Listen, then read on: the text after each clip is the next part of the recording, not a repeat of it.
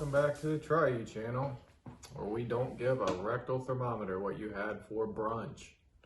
I'm Ron, or Rob, and this is Leon, or Neil. What today we are going to talk about, I should say we're here for tryu.com.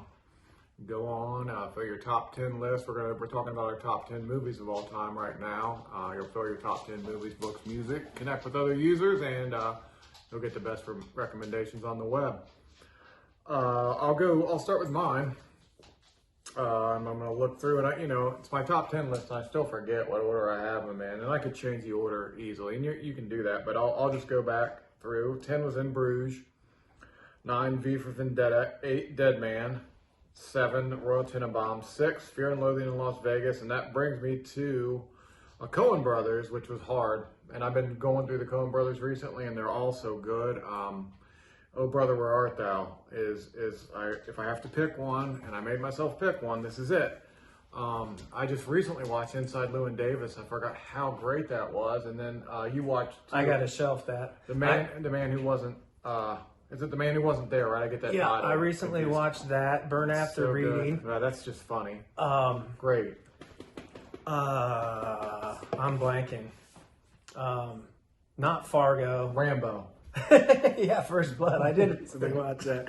No, but yeah, Coen Brothers. And a theme I noticed through yours is the soundtracks all stand out. And this is another one that just has a really unique, kick-ass soundtrack. I think it won an Academy Award for the music, and I think it also won an Academy Award for Best Cinematography.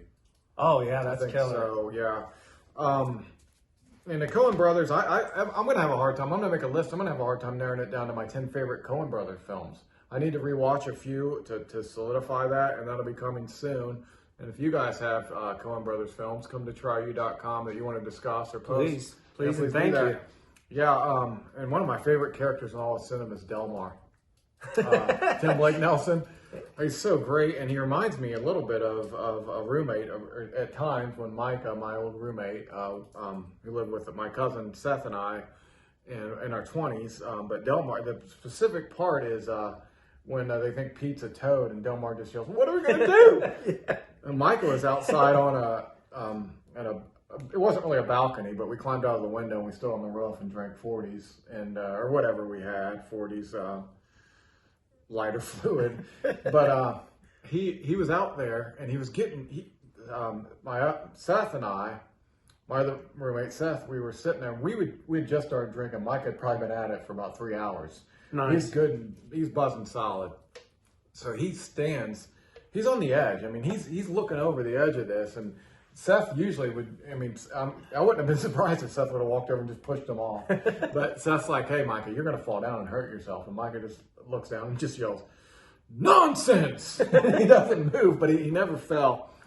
But he reminded me of that. That's always kind of reminded me of that, and I've just found it hilarious. I mean, and Coen Brothers, it's always the little things, or a lot of times it's the real little things that I find the most funny. Like, for instance, in The Big Lebowski, I think my favorite part of the movie is when they tell John Goodman, Walter, they're talking about cremating Donnie.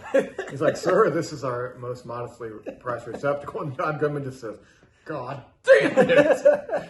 And the Coen Brothers just capture things that I don't think many filmmakers do. And they also have this comedy, and it's almost in juxtaposition with the beautiful cinematography, the great storytelling, the great acting. I mean, Clooney, you couldn't have cast a better a lead role for that.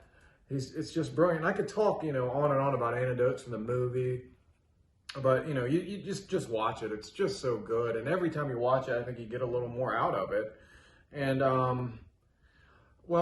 Stefan, our camera person, had mentioned a fun fact about. So I'm going to mention a fun fact.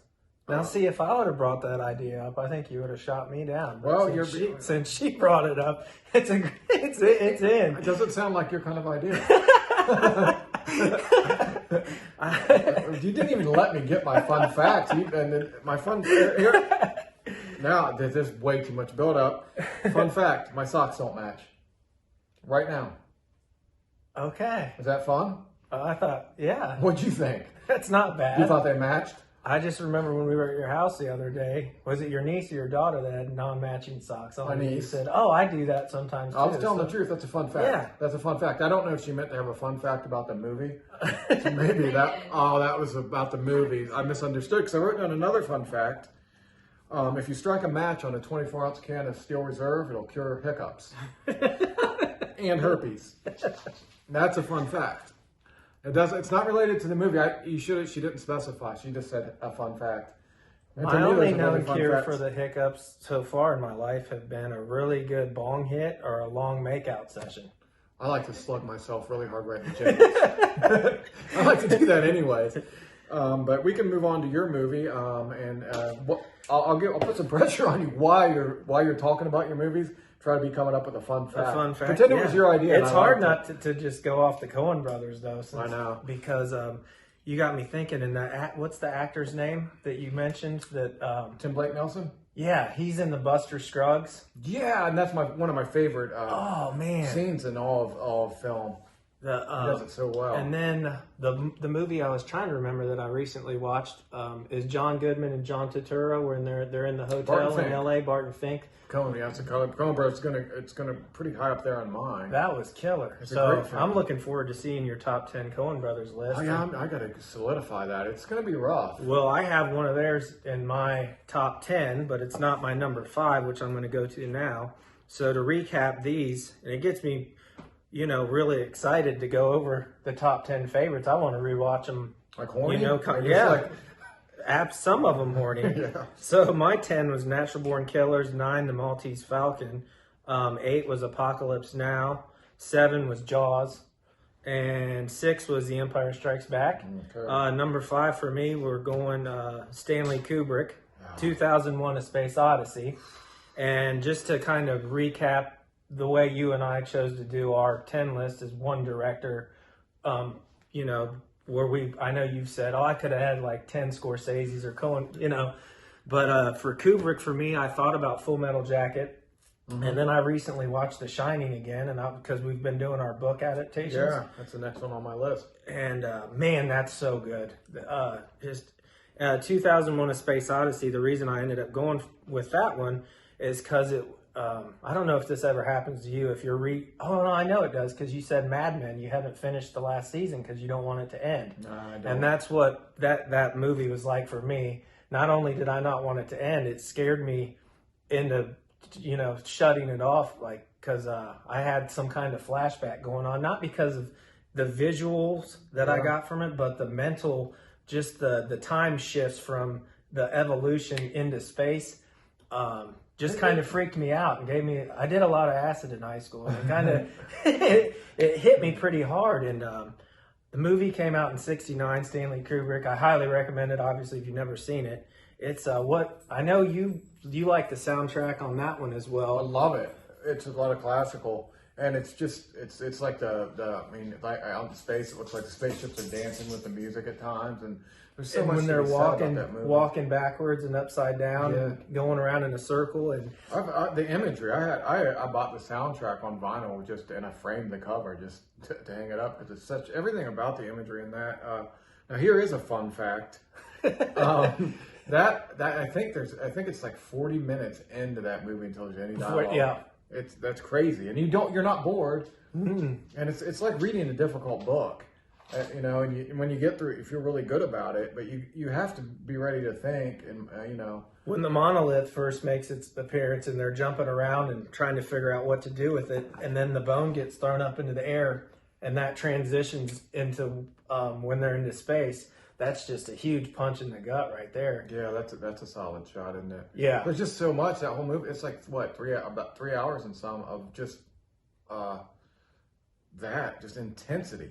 And I know we've been talking about, since this is during COVID, we've been talking about renting out a small theater and showing some movies on the big screen that we haven't seen. And that would be right up there for me, choosing one to see on the big screen. Yeah, I haven't seen that on the big screen. That would be, Clockwork Orange is my Kubrick I chose on my top 10 list. It was my first exposure to him, but still it resonates with me with as far, they have the beauty of the photography, and then they have that juxtaposed with the violence. And it's insane. Yeah, that was my first Kubrick movie. in high school. An older kid showed me he had the book on his coffee table. We were smoking pot, and I flipped through the book a little bit, started reading it, and he's like, "Oh, you haven't seen the movie yet? You gotta watch that." And it was the movie's better. It was an eye opener. It is. It's crazy. What's your fun fact? My fun fact. Too much pressure. I didn't think of one. Yeah, no fun facts. I've given 3 fun facts, so I think that's enough. You covered us. I covered us up. I covered us. One thing that we've been failing to do, and you're going to know right where this is going, is every video we're supposed to mention a hand job. Do you have a hand job reference just ready for? I didn't prepare one. I don't have one prepared, but now looking at it, and I'm thinking about if you jerk off with shampoo, it gets right in your dick hole and it burns like a son of a bitch. So I wondered if you. That's a fun fact. Dapper Dan. I've never jerked off with Dapper Dan. They do make a product now that you can get on Amazon. You can probably get it other places. It's a little expensive. Hair jelly. And they have different viscosities and textures too. Well, the pleasing aroma is half the half the point. But the pleasing aroma, if it gets in your dick hole, it hurts. And a can of Dapper Dan fits in your jean pocket pretty good too. Fun fact. If you stick your thumb up your dick hole, that hurts pretty bad.